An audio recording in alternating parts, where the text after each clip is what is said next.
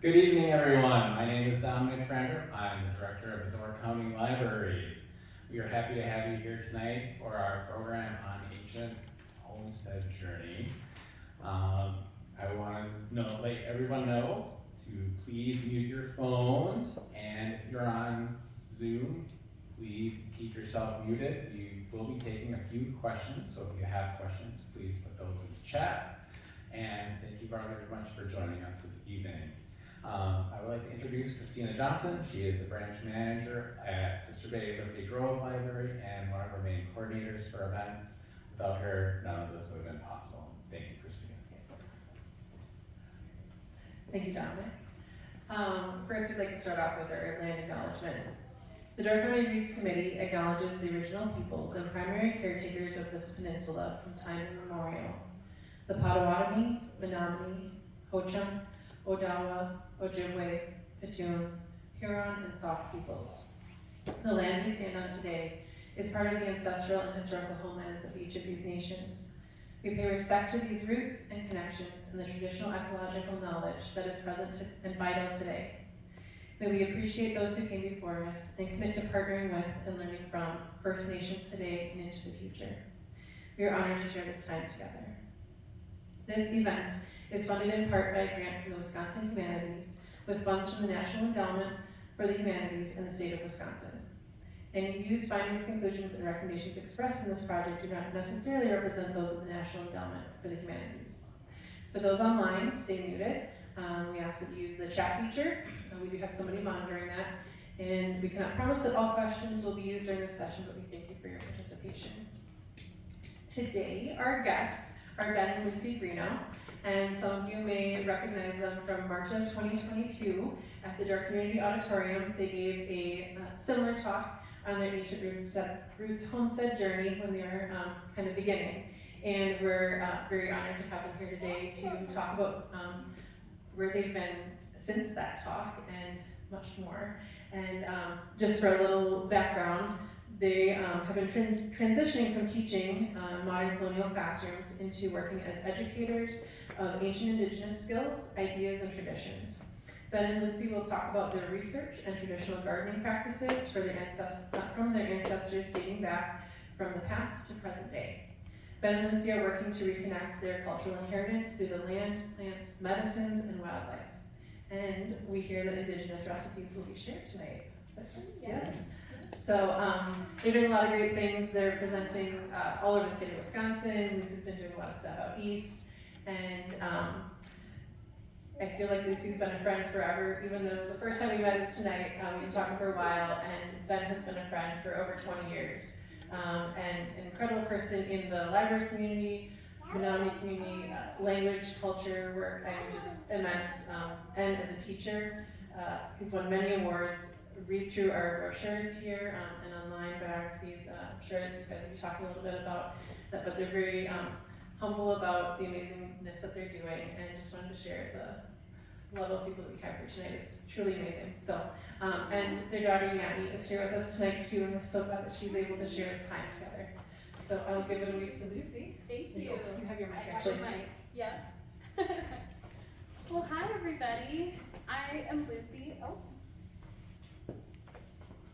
Hi everybody. I'm Lucy from Ancient Roots Homestead. We're coming from Bowler, Wisconsin today. I'll share a little bit about us. There's also my husband Ben, my daughter Kashipati Yaman. We're just excited to be here today. This is me. I am a passionate educational teacher. I have Ancient Roots Homestead in Bowler, Wisconsin. We're an indigenous educational homestead that shares all sorts of things with the world. We do lots of seed saving with our traditional seed relatives. Lots of different things, indigenous recipes, infusing our kitchen with indigenous ingredients and sharing that love out to the community and beyond. So I just wanted to take a second and welcome everybody into our space. I brought some traditional seed relatives along with us today. We do refer to them as living because they are living. They are our relatives.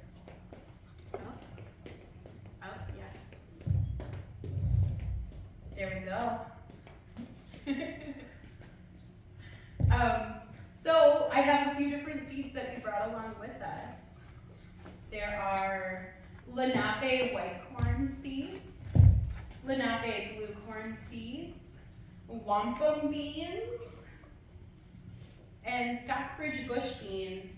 I always love taking a second and opening them up, letting them breathe a little bit and enjoy the presentation with us. These seeds have traveled out east to my ancestral homelands. They've traveled down to New Mexico with us to have some seed talks there. We grew them on our homestead, which is really special too, and now they're traveling to Door County with us again. So, let's see. Thank you. Sure. Okay. So back in 2020, I was teaching 3rd grade at the time. My husband was also in the public school system. We were having this grand time teaching, and COVID hit. And we both got the call from our school saying, you're not needed in person right now, we have to go virtual. So when that happened, it kind of just like twisted our world upside down. We weren't really sure what was next. So we tried teaching virtually, which was really hard to do. After that, we ended up going to the grocery store, and at the grocery store, there were not foods that we normally would want to get. Like, they were all out of these foods. So we came home, and we had this big clipboard, like, pad of paper on our kitchen table, and we just wrote down what was important to us.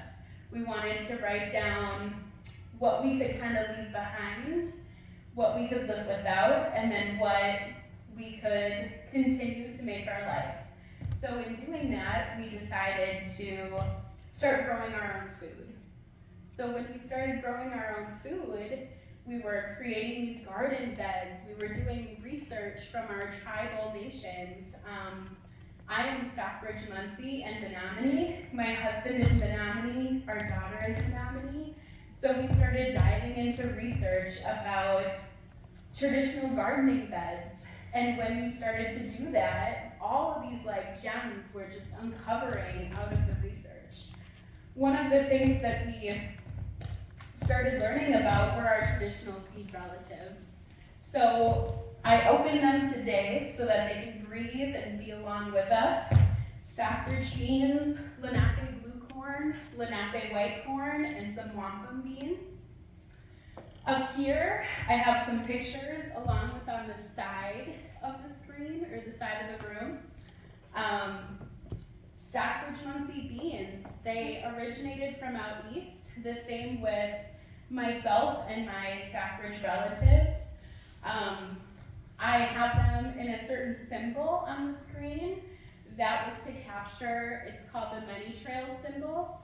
It symbolizes that our people traveled many trails to get to where they are today. We started out east in New York and in Massachusetts. Massachusetts. And we were relocated to current day Wisconsin. So those stories, yeah, those seeds, they hold so many stories that have to be shared. So it started just wanting to grow our own food, and it has ended up with learning our history, learning more about ourselves, traditional seed saving, how we can use the foods in our kitchen. But for me, it was super fascinating to know that as my ancestors were being relocated, they thought the world of these seeds enough to pack them and bring them on that journey with them.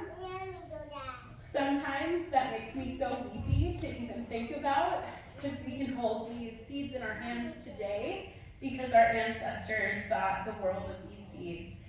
So when our world kind of twisted and turned upside down, we just thought, wow, we are going to honor our ancient roots, honor who we come from, and how we're doing that is to really hone in and focus in on any of the traditions and art and knowledge that our ancestors have kept we try to bring it back to life in the world that we live in today, and then share it back out with the community so it's never lost or forgotten. On the right, I have some Lenape blue corn. This is a beautiful corn that grows. It adapts to its surroundings, which is really fascinating too. The environment out east is different than the environment here in Wisconsin, and those seeds just shape and twist and adapt to the world around them. So I feel like we are very much like these seeds. We had to adapt with COVID and what that did to our world, and we're still kind of learning and growing and adapting from it as well. So the Lenape blue corn is grown, and it's just so beautiful. It's this dark blue color. Our ancestors would braid it together and let it dry, and then when it was dried, they would grind it into a powder. And when they would do that, it would turn into corn flour, and then they would use it for cooking. Another one of the traditional seed relatives that we grow out is the ancient Menominee squash. They are so beautiful. I had no idea that we had traditional seeds when we first started our garden journey, and because of elders visiting and us talking with our families, we were able to uncover some of these seeds and learn about them and grow. Are you sharing seeds? That's so nice. So one elder was visiting with us and shared some ancient Menominee seeds, and it was just so beautiful to like learn the story, where it came from, how it still stays around today. So it's such an honor to be able to like dig our hands into the soil and to plant these seeds and watch them grow and watch that life cycle. Can you show all of our new friends our seeds? Thank you for helping. One of the stories I love sharing about this ancient Menominee squash is that I truly was a beginner gardener. I feel like I still am. My husband grew them out before, and we had these seeds. I was taking knowledge from my dad, and he was telling me, you know, you can't let your zucchini get too big. You never want it to get big. It gets watery and it's just not the same. Enjoy them when they're young. So I go out into the garden and I'm like, there are all these tiny squash. They're so cute. So I took this laundry basket and I went and I pre-picked them all for the size of like a decent zucchini. When I brought them inside, I showed Ben and I was so proud. And what happened was, thank you. Can you grab them? Okay, thank you. So I brought them inside, I was so proud, and what ended up happening was Ben kindly and politely told me, okay, so those squash, they end up to be like this huge. They can be gigantic, they're meant to feed so many people. So that was definitely a learning experience, and we had more seeds to grow out the next year. But I always like sharing that story because some people always think like, I can't garden, I don't have a green thumb, I'm not an expert, I don't have a lot of area to garden, when really it can just be a container garden. It can be something so simple, it doesn't have to be like a whole farm or a whole homestead, and you really can have no idea what you're doing. Because the seeds are just yearning for love and connection and soil and sunshine and water. So being able to share that story, I feel like we've come a really long way from the very first presentation we did, the very first garden bed that we were tending to.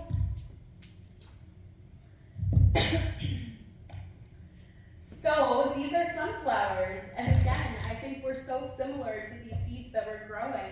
They start out as little tiny seeds. We love them, we nourish them, and they just start growing bigger and bigger. On the left, you can see some tiny seedlings and even like the seed shell still connected to the little seedling. On the right, you can see that the sunflower is like mature, fully grown, and it even goes further than that. It creates more seeds to then drop down and trickle to the next year. from my teacher background, I always compare my students to these seeds too. So being able to teach and give a grade, like a 1, 2, 3, or 4, A, B, C, or D, I love just like giving them a phase that the plant is in. You know, are you a seedling? Did you just start growing? Did you just start learning this concept? Or do you know it so well that you can share those seeds with your friends and really start helping out your friend who doesn't understand the concept next to you? So there's just so much crossover between us as humans, our students, and these seeds. I was introducing the seeds to everybody. The corn, the beans, the squash together grow as companions. I'm sure a lot of people have used that method. A lot of our ancestors did, being indigenous. Not only Stockbridge and Menominee, but indigenous people all over Turtle Island have used that method. Through recent research at different archives and museums and special collections and libraries, every time they're talking about corn, beans, and squash, they're also mentioning sunflowers. So I'm gonna go as far as saying that there's a fourth sunflower, or a fourth sister being the sunflower. So first you were to plant the corn and let it grow a little bit. That corn is gonna grow tall. Then you plant the beans. The bean uses the corn to wrap up around it. After that, then you're planting the squash, and the squash is used as a ground cover. I'll back up to the beans. The beans also provide extra nitrogen for the soil. So really, like, all together, these seeds, these plants, these foods growing together are just such a good combination. Then the squash gets planted, and the squash is a ground cover. It's like protecting the bottom, making sure any of the other helper plants, I like to use helper plants instead of weeds because they're all indicators to each other and how the soil is going with their community. The squash helps to cover the ground. Then when you add the fourth sister of the sunflower in, it's just extra beautiful. It's adding color to the garden. You can see a bee is enjoying itself on the sunflower, and it's also used to deter. So say the birds are trying to get at your corn. Well, they're gonna be distracted if they see all these sunflowers. So having like this healthy ecosystem of everyone working together, us noticing, you know, the bees and planting things for them as well, just really helps everything keep moving and growing together. So this is our homestead. It's not very big. We don't have a ton of land, but we have a little bit. Let's see. You can see our house and our garage, our vehicles, a chicken coop, a tiny house that we're working on. Over here is our garden beds. Right there. You can see that you can really see them in this picture from above. They are done like mounds, but in a row, rows and columns. So it's a ancient Menominee garden bed technique, and it's kind of like lasagna gardening, would you agree? Like lots of layers of soil and compost and cardboard, biochar, fish bones. There's like so many things that are just put into that soil to keep it healthy and to have things grow. If you've read about like the Three Sisters gardening method where you're growing those three things together into a mound, this is like making a mound but into a whole garden row.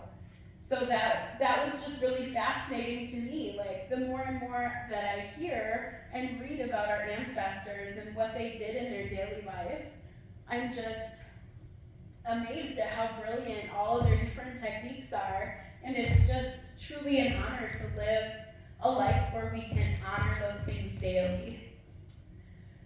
The number 9 next to the garden is our compost area. Then in the field, you can see there's like little paths going through. Those are paths that the wildlife made that Ben just kind of mowed an area through, because we have field trips that come, students that visit, family that come, and having the kids run through those trails is really, really fun. They can identify different animals and insects and plants and medicines and really connect with Mother Earth. One of the really cool things that we have heard for feedback is the view of our prairie restoration project with our paths kind of looks like a buffalo from above. So I didn't see it until somebody had told us that in one of our presentations, but we've been learning a lot about the buffalo and how Menominee can relate to the buffalo and how we have used them. And it's really cool because the more that I learn about it, the more I'm interested in it, and above all, the buffalo represents strength and endurance. So having that be a part of our homestead that organically happened was really special. I think of that whenever we're walking through all of those trails. You want to tell them about the Buffalo Initiative that's going on? Yeah, so there is a Menominee Buffalo Initiative happening. They go by the name Medicine Fish, and they had their very first community processing day where a buffalo was processed and used for the community. So we went in and learned all of the different steps and what types of things it all entails, which was really beautiful. And it was like, I knew it was gonna be a really fun day, and it was a few days actually, but being able to see like children learn about it, adults learn about it, elders, and everyone in between, it was such a healing event, like more than I ever expected and more than I ever knew. So yeah, I feel like we've been talking buffalo for a while. This is our garden the very first year. It looks really wild, and that was intentional. We had a very dear friend and family member of ours, Grandma Dolly. She came and told stories in our garden the very first year. During COVID, we all had like masks on and everything. She wanted to come over and trade. She had things that she wanted to trade, and we were making cranberry juice. So she wanted to trade some goodies for that.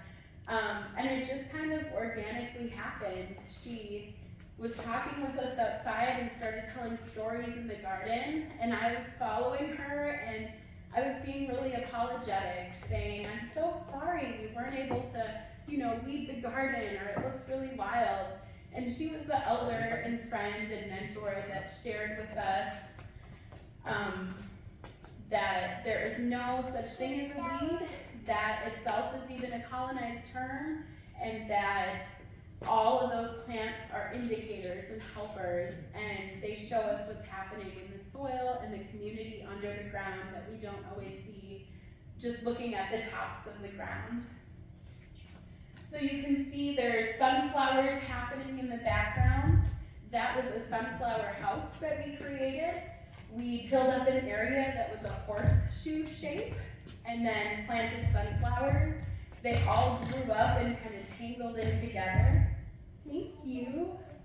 Are those Stockbridge beans? Cool.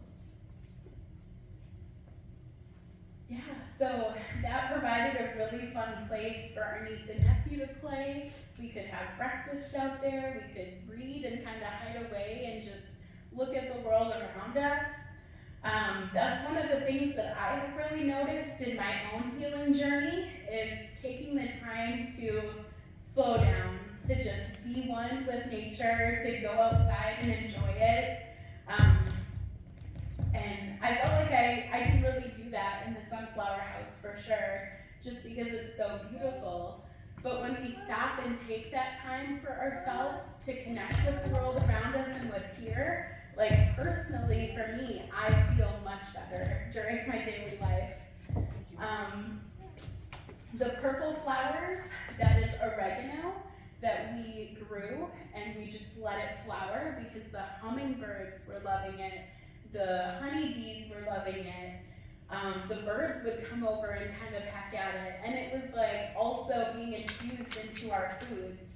So it was like a win for everybody when we let that just kind of flower out and go to seed. I shared at the beginning, we went to the grocery store to get tomatoes. There were like no canned tomatoes, no frozen tomatoes, no fresh tomatoes, and I was like, what is happening? Why are all of these things gone? And it really made me sad to know that I would depend on the grocery store so much, and something goes wrong in the world and then there's no tomatoes. So all of those red little speckles were tomatoes that we used for salsa and pasta sauce and all sorts of things, eating them fresh. But we were finally able to get our tomatoes that year, and we've grown them ever since. How many tomatoes did you count that year? So many. They exploded.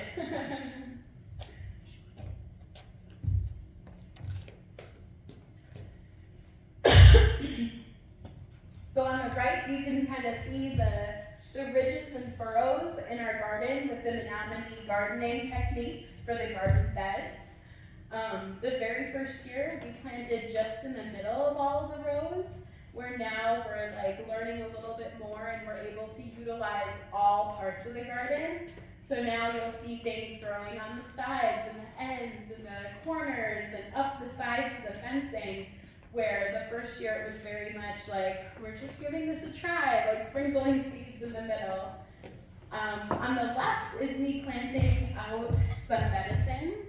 It was really, really a beautiful experience to plant medicines in our garden because they were used for ceremonies that happened both for our communities in Wisconsin, but also I was able to transport some out east to our ancestral homelands, and being able to grow medicines and have them used in the way that they're meant to was also very healing and beautiful for me to be a part of.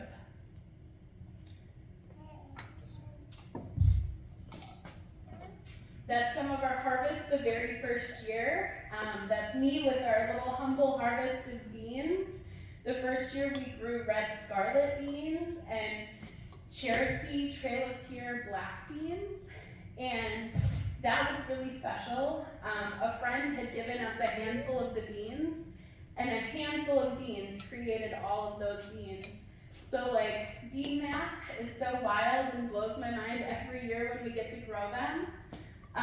But I really connected to those beans the first year, knowing that I'm not personally Cherokee, but they were removed from their homelands, and I shared that experience with being Stockbridge, leaving my homelands, and having, this new home here, and how that made me feel, and I thought about it a lot while tending to those beans. And one of the really fun things is we since met a Cherokee friend who we were able to share those beans back with. So it was kind of meant to be, right? That those experiences happen and they're like on our path for a reason. In the middle, it started as kind of a joke, but my dad eats a lot of popcorn, so we wanted to grow popcorn for him. So I just love that picture because it really shows how different each seed and kernel can be. Again, just like people, we look different, we sound different, we do things differently, and so do the corn relatives. So that was really a special treat to open up each husk and see the colors that were happening within those seeds. At the top, these were all different Menominee potatoes that were shared with us. One of our dear friends shared Menominee potatoes with us, and it blew my mind. I didn't realize that potatoes came in all of those different colors, which made me think about my students, because I thought, I wonder if they know. If I didn't know, did they know? So it really opened up my mind and my heart to knowing about all of the different varieties of seeds and foods that are different than just going into the grocery store and seeing button mushrooms. That's the only kind, right? No, there's like tons of mushrooms, and the same with potatoes. I often talk about potatoes along with archive research. When we go into the archives and we research and find these different things, I think a lot about digging potatoes. I feel like when we're in the archives, we're digging through paperwork and we're finding these gems, and then we're able to like share them. And those gems nourish our bodies, our souls, our spirits, just like these potatoes do as well. So that's always such a special day when we get to dig up potatoes and then even share it with our daughter. We had lots of garden parties and more to come, where we go into the garden with our family and we harvest a lot of different foods. We process them right on the porch, bring them into our kitchen. So that day we were making salsas. You can see cilantro, peppers in the background, and so many tomatoes we didn't even know what to do. But being able to see the seed planted in the soil, dig your hands into the soil, and watch the whole life cycle, it's just incredible. And I always want everybody to live and see that whole life cycle as well. So on our homestead, we have honeybees, and we previously had some hens. The laying hens, yeah. Do you like them? They're so pretty. A raccoon came one by one and took each of the chickens, which was rather rude. Yeah, and that's me taking care of the bees, the honeybees. We had some sugar water that we were giving them, but being able to, I don't know, I was always a little afraid of bees until we had them. And apparently I started singing or like humming to them when we were transporting them from the vehicle. And that was really cool because I didn't realize I was doing it, but I was calming myself and calming the bees at the same time. And they have given us honey, which has been really, really beautiful to have on our homestead and to naturally sweeten foods instead of all of the white sugars that are everywhere. We love sweetening with honey, maple sugar, maple syrup, agave nectar. Those are like our go-to natural sweeteners that we use. What else? Oh, there's a picture of our native prairie plants. We're not mowing our lawns, which is a little unheard of in the area that we live. The very first thing we wanted to do was to not mow our lawns and see what plant relatives would pop up. And I was so surprised to see flowers. Like, we were mowing over beautiful flowers for years. Then we started seeing medicines. We were able to identify medicines our ancestors would use for all different things, making it into salves and teas for healing and for health. And we were just mowing them over for years and years. And it happens everywhere, but we're just in charge of our own area. So these were things that we were doing. So we ended up getting a letter from our village board saying to mow your lawn. So we did, during COVID, have to go to the board, the village board, and just educate and share what we were doing. They were totally for it and wanted to know more and to like come see what we were doing and what we were up to. But it's just as simple as like educating and talking and communicating to somebody to let them know what you're doing, what's happening, and what your goals are. So they did ask us to put up signs just for the community to see, like, hey, there is like an idea to what they're doing. It looks wild, but they've got it under control. So we have a few signs up on our homestead just saying it's a no-mow zone, we're not spraying, we're not gonna mow, we want our plant relatives to thrive. This is one of my favorite pictures that I ever took on the homestead. It is a monarch butterfly that landed on a purple cone flower in echinacea, and it was just so beautiful, and it was wild that I had the big camera out there at that moment too. But as I said with my dad, he has been a supporter since day one, and he grew up being a farmer. So he is all into the gardening and wanting to know more. He's not quite sure about the way we garden, because it's a little different than like farming, the way he grew up. But it's been really beautiful watching him connect to his childhood, like in front of me or in my lifetime. So this day that I took this picture, he was joking with us. He's a really big jokester, thus the planting popcorn for him. But he was like, man, I'm an elder, I'm old, you gotta have some seating in here. It's not just all about work. So my husband, Ben, built us a bench and put it in the heart, the middle of the garden. And in doing that, it was just so beautiful to see. Like he was saying and joking, he wanted it for himself. It was really for him to show us to like, take the time to slow down and like notice all the beauty. So as I did that is when this picture came to be. So I have it over here as well, printed out, but it's always a reminder to me to take time to slow down and notice those little things and to like keep on healing, keep on working, and keep creating those spaces that the butterflies want to visit, the bees want to come and hang out, and we do too. And we planted those flowers from little tiny seeds, so seeing them do the whole life cycle and just be beautiful and blooming was super, super healing for everybody involved. So one of the things that I've been working on is trying to put words to what we're doing, which is really hard to do, because how do you explain to somebody the powerfulness of the garden, right? So this is a picture, it's also printed over there, or over here, yes.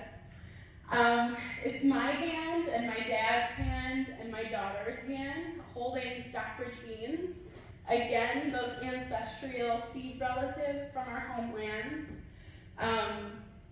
So I've been talking a lot about rematriation, returning to our original place of belonging, our ancestral homelands, and being able to do that with these seeds has been just so, so beautiful. Returning them home and planting them in their original soil. Like, how do you write about that? How do you share about it? So I'm trying to start to share out a little more of my writing that I do. I always feel really vulnerable when I do it, but when I do, people like get really excited. So I keep challenging myself to do these things. But this is just a piece of a bigger poem. We are returning back home. We are keeping seeds, but really the seeds are keeping us nourished and fed, keeping us loved and adored, and keeping us humble and joyful. So again, just a little piece of a bigger poem, but just trying to get across the idea of rematriation, like returning things back to its original being. It can be a person returning to their place they used to live. It can be a seed returning. But it can also be, other things as well. So being able to share and talk about it has been really healing for us.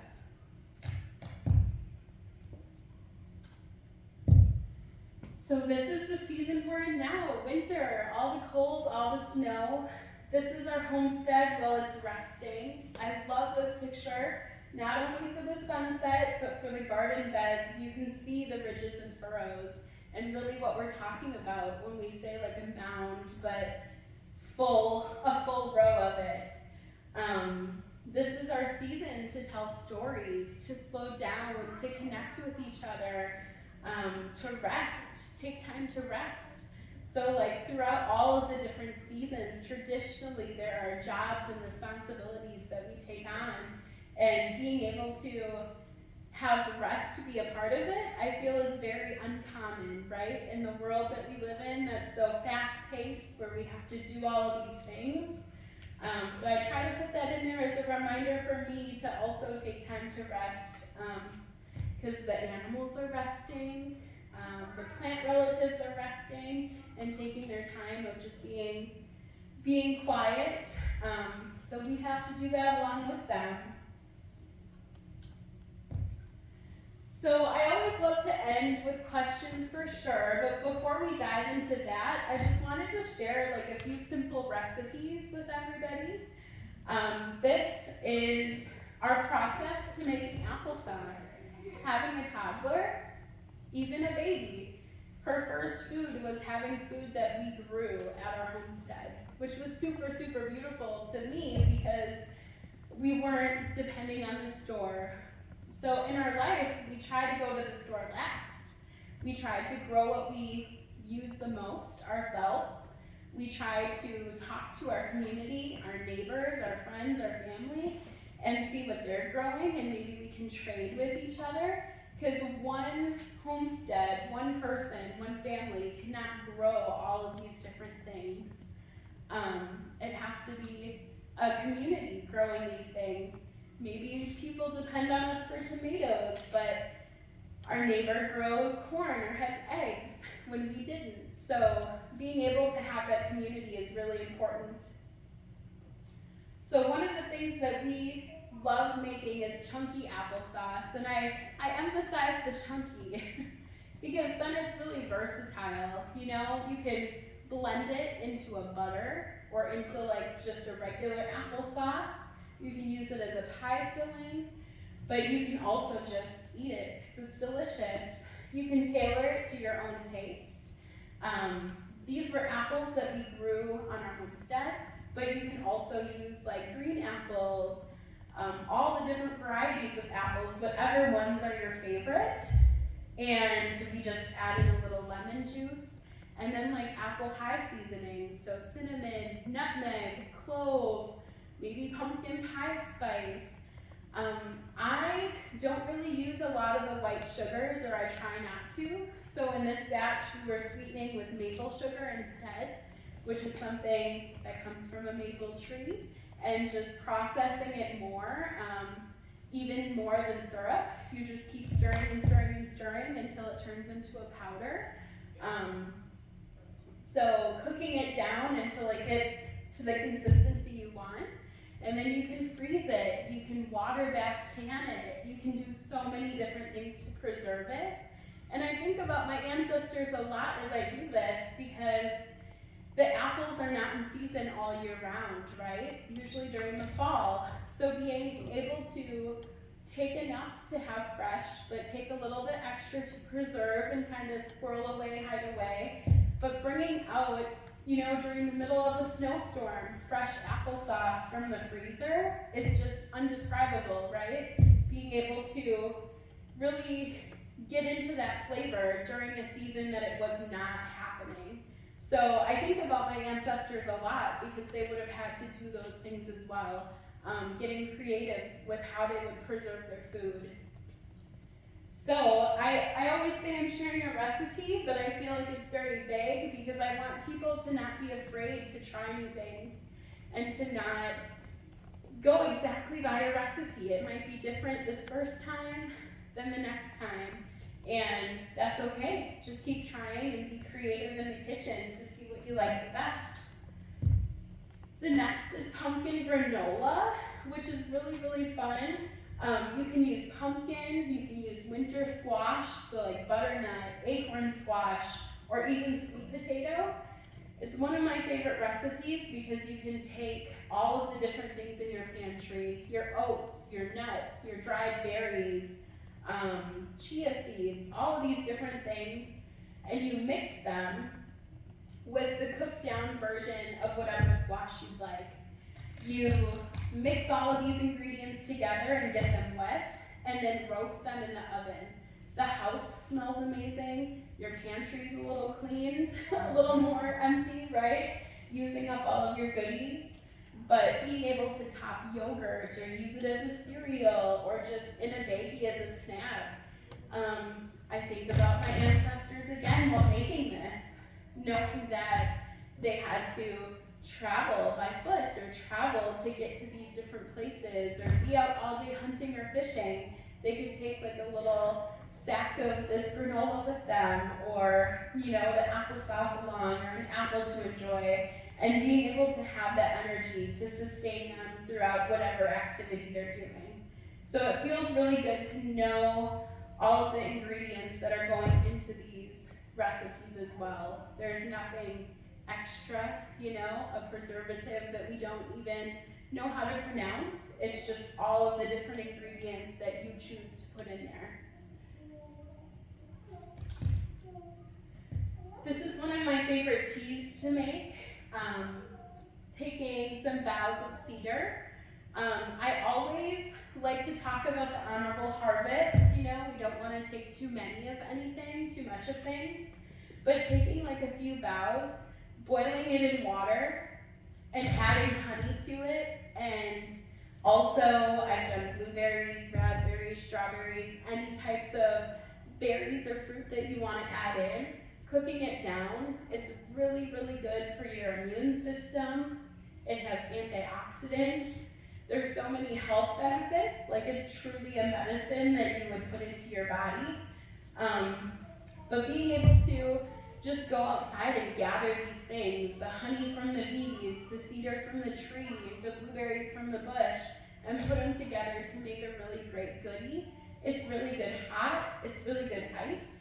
It's one of the winter teas that we like to go towards as well. Hot and used as a medicine when you're sick, but also just really refreshing. Say you work in the garden for a few hours and you're hot and exhausted. It provides energy and nutrients for you to keep on going with your day. Yeah, so that is my presentation for today. I put my email up there if anybody wants to stay in contact. I have a lot of friends who will swap seeds with me, sharing seeds, sharing garden goodies, sharing knowledge and stories and songs, all sorts of things. I have some of the pictures from the presentation printed so you can get up close and personal with them too. I also have the seed relatives open and available to connect with up here. I love shaking them in the jar and hearing the sounds that they make. Yeah, all sorts of stuff. I love just connecting with them, talking to them, saying like, hey, we're here in Door County. But I welcome any questions if people have questions. I feel like we have so many passions and we love doing so many things revolving around food sovereignty, seeds, gardening. I feel like it's an overview, but there's just so much more that I wish I could share all in one presentation. But I'm very thankful for everybody here in person and virtually who tuned into our talk today. I have a question. Yeah. What is bean math? What? Bean math. You put one bean in the soil, and then when it's time to harvest, there's like 10 to 15 more. So when we shared about the Cherokee Trail of Tear beans, it was literally a handful of beans that a friend gave me in passing. She's like, hey, try these. So we put them in the soil, and then it's like we had a jar of them at the end of the season, and it just fascinates me every year. So the teacher in me like wants to make that into like a problem-solving math problem, right? Like to share with my students and talk about like how it can multiply and how it works. Any other questions? Nothing on mine. Do you need the microphone? Yes. Oh, no. So the one of the beans, one topic was wampum. Is that right? Yeah. Is that? I'm curious the history of the naming. Was it named because of the wampum belts? Like maybe they were similar in some way.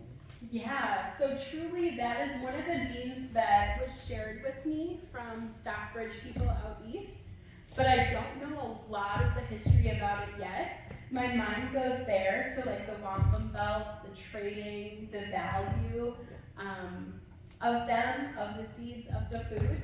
But that one is a climbing bean, so it's really good for the Three Sisters gardening method because it climbs up. We did try doing the Three Sisters gardening method with the Stockbridge bush bean, and it did climb up as well with a little help. Just like trying to attach it up a little. But I invite you to come see it too. They're really beautiful and they all look so different. Talk about the genetic history of the blue corn. The blue corn.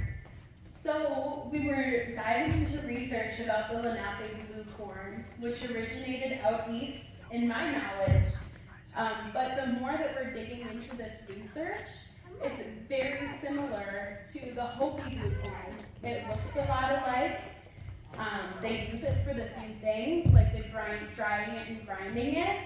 So diving into it further, their traditional trade routes actually crossed. So, which is why we went down to New Mexico too, to talk with people about it and see what we could find out further. And I don't know, it's really beautiful to like hear all of the different stories and how these beans can, or the seeds could be the same seed family, right? But just adapt to their surroundings. Where in New Mexico, it's gonna be dry, not as much moisture, but it can grow also in New York, Massachusetts. Chaco Canyon. There's just so many things. I didn't bring that picture with us, but over the summer we were in Chaco Canyon and we were looking at all of their, like, what would you call it? Adobe structures? Adobe structures that are there and like still there for people to look at. They're stone. Yeah. They're stone. They're stone and not Adobe. Stone structures. And they're just fascinating, like the way that the doorways are and the way that the sun moves through them and through the different parts of the day. So we had Kashipati Yemen with us, and she started walking on the sides of like the structures. It's so hard to explain without the picture, but she was like balancing like on the sides of these structures and walking. And she's like tiny, right? So she's like closer to the ground. So all of a sudden she like notices and shows us there's an imprint of corn right in the structure. And I like start getting weepy about it because I'm like, this is wild. We're here researching corn and I would have never seen that if she wasn't with us and so tiny. Like I was trying to soak it all in, but not fully aware of every single thing everywhere in our trip. So having her with us, she saw it and we had these seeds with us. She opened up one of the jars, she poured it out, and she started fitting all of these little Lenape blue corn seeds perfectly into this imprint in this structure. And it was just so beautiful. So we have some pictures of that as well. Again, I feel like that could be like a cover of a book one day of like different research of corn or just something more to share out with the community and beyond. Thanks, Sammy. Thanks for showing us that. Can you tell me what the philosophy of seed sovereignty is? What does that mean? Yeah, so I guess for me, it's in learning about my own traditional seed relatives, what seeds my ancestors grew out, but also knowing that there's stories attached. There's stories that go along with this. It's not just a bean, like a bean packet that we would buy in the store without like information on it. There's like stories and heartfelt feelings and emotions that come with it too. So for me, it's growing our own food, knowing where it comes from, knowing the stories behind it, and sharing those so that they're never lost. Like for me, I was like 26 before I even knew there was a Stockbridge bean. where now I'm like shouting it from the rooftop to like our daughter, all of our students that come by. I like want them to know at an earlier age. Another thing is like growing up, I was told you can be a teacher, you can be a doctor, you can be a garbage man, but it was never shared with me that we could grow up and be gardeners or seed keepers or storytellers, knowledge bearers. So being able to like do this work is healing me, but also like our family and trickling down to the people around us too. And yeah, long answer. Long answer to that question. Any other questions? So future plans that you guys have, you've already done a lot, but I can imagine you have a lot of dreams that you'd like to still make happen. Do you want to just talk to some of that? Yeah, so recently we've been diving into research about Mohican baskets. So my dad shared with me about relatives that I have never met that he knew growing up that would weave baskets. So we've been looking into different archives out east of Mohican baskets, and they're stamped with different dyes and designs. So we're like diving into different traditional dye plants, traditional arts like basketry, quill work, weaving, like all these different things. I feel like one thing leads to the next, which leads to the next.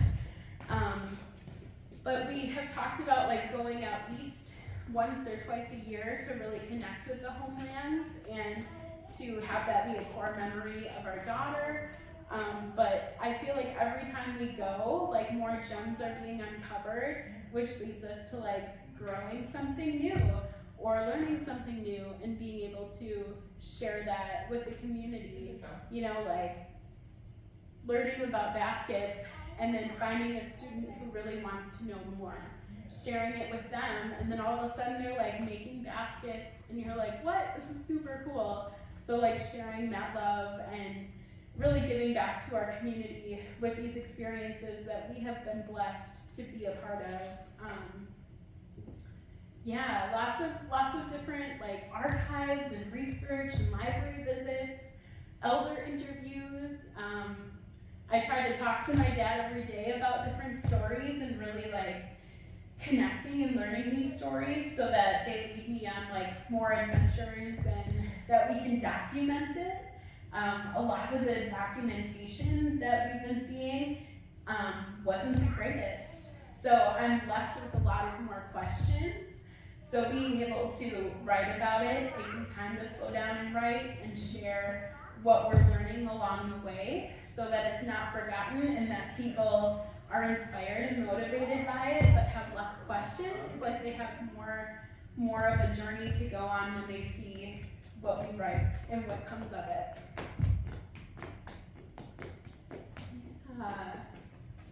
Any other questions?